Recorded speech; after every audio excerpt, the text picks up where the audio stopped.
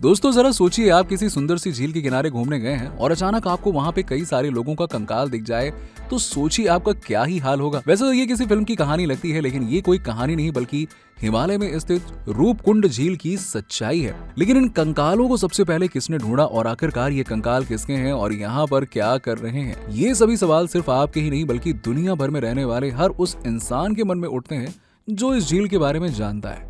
तो अगर आप भी जानना चाहते हैं इस झील के उन रहस्यमयी कंकालों की पूरी कहानी, तो बनी रहिएगा वीडियो के अंत तक। लेकिन उससे पहले अगर आप भी हमारे चैनल पर नए हैं तो ऐसे ही और भी वीडियोस को देखने के लिए हमारे चैनल को सब्सक्राइब जरूर कर लीजिएगा। रूपकुंड झील भारत के उत्तराखंड राज्य के कुमायूं क्षेत्र में समुद्र तल से करीबन 16,500 फीट यानी कि 5,029 मीटर की ऊंचाई पर मौजूद है। ये झील हिमालय की 3 चोटियों, जिन्हें त्रिशूल जैसी दिखने के कारण त्रिशूल नाम से जाना जाता है, इन त्रिशूल पहाड़ियों को भारत की सबसे ऊंची पर्वत चोटी में गिना जाता है। अब आपको बता दें कि इस झील को कंकालों की झील के नाम से भी जाना जाता है। इसका कारण तो आप समझ ही गए होंगे, क्योंकि हम आपको पहले ही बता चुके हैं कि इस झील में मछलियां नहीं बल्कि इंसान कंकाल दिखाई पड़ते हैं। यहाँ 2 नहीं बल्कि सैकड़ों इंसानों के कंकाल यूं ही पड़े हुए हैं, जिन्हें देखकर कोई भी इंसान सहम जाएगा कि आखिरकार ये है क्या चीज। रूपकुंड झील में नर कंकाल की खोज सबसे पहले वर्ष 1942 में नंदा देवी रिजर्व के रेंजर हरिकृष्ण मधवाल ने की थी। मधवाल दुर्लभ पुष्पों की खोज में यहाँ पे आए थे और इसी दौरान अनजाने में वो झील के भीतर किसी चीज से टकरा गए और देखा तो वो एक कंकाल था। झील के आसपास और तलहटी में भी नर कंकालों का ऐसा ढेर मिला जिसे देखकर वो हैरान रह गए और ये देख रेंजर मधवाल के साथियों को लगा कि मानो वो किसी दूसरे ही लोक में आ गए हों। उनके साथ चल रहे मजदूर तो इस दृश्य को देखते ही भाग खड़े हुए और इसके बाद शुरू हुआ वैज्ञानिक अध्ययन का दौर। 1950 में कुछ अमेरिकी वैज्ञानिक नर कंकाल अपने साथ ले गए।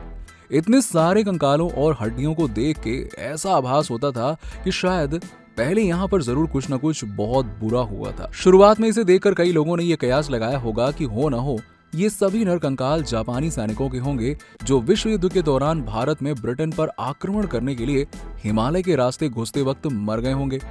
उस वक्त जापानी आक्रमण के भय से ब्रिटिश सरकार ने फौरन इन नर कंकालों की जांच के लिए एक वैज्ञानिकों की टीम को बुलाया। जांच के बाद पता चला कि ये कंकाल जापानी सैनिकों के नहीं थे, बल्कि ये नर कंकाल तो और भी ज्यादा पुराने हैं। इसके बाद समय समय पर इन कंकालों का परीक्षण होता रहा। इन परीक्षणों के आधार पर वैज्ञानिकों के मत अलग अलग सामने निकल कर आए। कई वैज्ञानिकों का कहना है कि वर्षों पहले यहाँ पर कई लोगों की मृत्यु हिमस्खलन के चलते हुई होगी, तो वहीं बहुत से वैज्ञानिकों ने इस थियरी को पूरी तरह से नकार दिया है।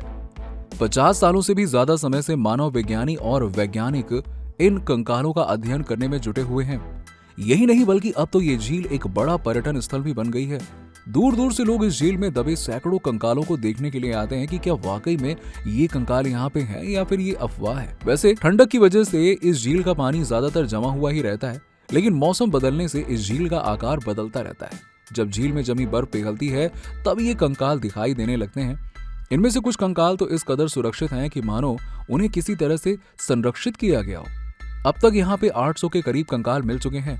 इस झील में मौजूद कंकालों के साथ क्या हुआ ये तो अलग ही बात है, लेकिन ये कंकाल आज के समय में उत्तराखंड सरकार के बहुत काम आ रहे हैं, क्योंकि सरकार ने इसे रहस्यमयी झील का नाम दे दिया है और लोग इसका रहस्य जानने के लिए यहाँ आने को बेताब रहते हैं।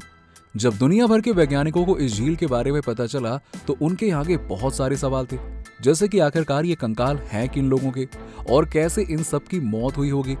वैसे यहाँ के कई लोगों का कहना है कि ये कंकाल एक राजा, उनकी पत्नी और उनके सेवकों के हैं। 870 साल पहले ये लोग यहाँ एक बर्फीले तूफान में फंस गए थे और इन सब की जान चली गई थी और ये सब यहीं पे दफन हो गए। खैर, ये तो एक कहानी जैसी ही मालूम पड़ती है, लेकिन बहुत से मानव वैज्ञानिकों के मत इससे अलग अलग थे। कुछ का कहना था कि ये एक कब्रगाह हो सकती है जहाँ किसी महामारी के शिकार लोगों को दफनाया गया होगा। वहीं अगर इस इलाके में रहने वाले लोगों की माने तो यहाँ पर एक लोकगीत गाया जाता है, जिसके अनुसार यहाँ एक माता का वास है जो बाहर से आए लोगों पर गुस्सा करती हैं, क्योंकि बाहर से आए लोग यहाँ की खूबसूरती में खलल डालते हैं। इसी गुस्से में उन्होंने बहुत बड़ा तूफान खड़ा कर दिया और बहुत सारे भारी भरकम ओलों की बारिश करवा दी, जिससे झील पार करने वालों की मौत हो गई। वैसे 2004 में कुछ रिपोर्ट्स में ये बात सामने निकलकर भी आई थी कि झील में दबे कुछ कंकालों की मौत भयंकर ओले गिरने की वजह से हुई होगी।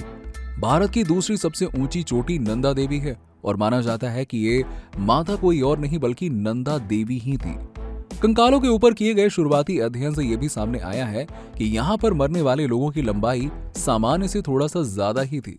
इनमें से ज्यादातर लोगों की उम्र 35 से 40 साल के बीच में रही होगी। इनमें से कुछ उम्रदराज औरतों के भी कंकाल मौजूद हैं। लेकिन हैरानी की बात यह है कि इतने कंकालों में एक भी कंकाल किसी बच्चे का नहीं मिला है। इस अध्ययन में यह भी सामने आया कि यहाँ मरे हुए लोग किसी एक ही समुदाय के रहे होंगे और इनकी मौत किसी अचानक आई आपदा के कारण हुई होगी। हालांकि हाल ही में 5 साल तक चले एक अध्ययन में कहा जा रहा है कि पिछले सभी अनुमान गलत भी हो सकते हैं। इस अध्ययन में भारत, जर्मनी और अमेरिका के 16 संस्थानों के 28 को राइटर शामिल थे। वैज्ञानिकों के जेनेटिक रूप से और कार्बन डेटिंग से इस झील के अंदर दफन 38 कंकालों का अध्ययन किया गया। इनमें से 15 कंकाल महिलाओं के थे। इस अध्ययन में एक चौंका देने वाली बात सामने आई थी कि मरे हुए लोगों में कुछ लोग 1200 साल पहले मरे थे, लेकिन बाकी के कंकालों के मरने का समय उससे भी 1000 साल पहले का है। इसका मतलब यहाँ अलग अलग समय पर लोगों की जान गई थी। इस अध्ययन की मेन राइटर ईडे आइने हॉर्ने हैं, जो कि हार्वर्ड यूनिवर्सिटी की पीएचडी छात्रा हैं। उन्होंने अपनी इस रिपोर्ट में ये कहा कि इनके इस अध्ययन से ये बात पूरी तरह से खारिज हो गई है कि ये सभी कंकाल किसी तूफान में फंसकर मरे हुए लोगों के हैं। उनके अनुसार अभी भी ये साफ तौर पर नहीं कहा जा सकता है कि आखिरकार रूपकुंड झील में क्या हुआ था, लेकिन हाँ, उनके अनुसार वो ये यकीन से कह सकती हैं कि ये सभी मौतें किसी एक घटना से नहीं हुई हैं।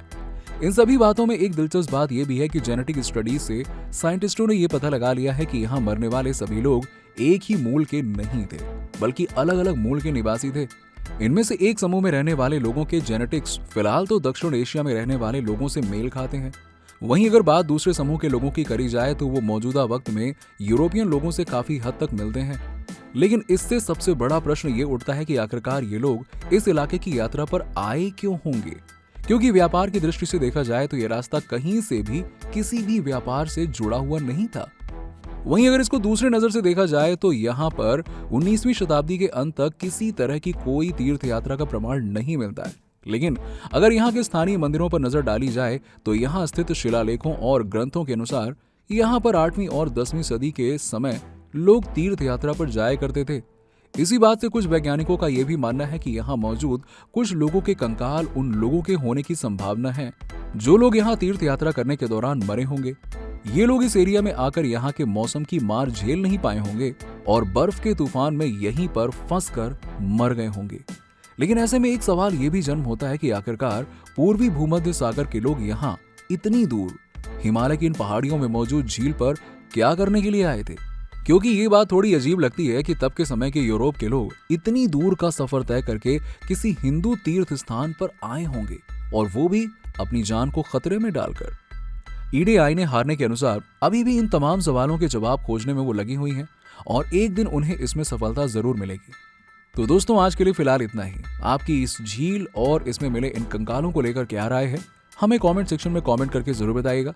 अगर आपको हमारी ये वीडियो पसंद आई हो तो वीडियो को लाइक और शेयर करें, और इसी तरह की और भी वीडियोस को देखने के लिए हमारे चैनल को सब्सक्राइब करके बेल आइकन को जरूर प्रेस कर दीजिएगा, ताकि आपको हमारे वीडियोस की जानकारी सबसे पहले मिल सके।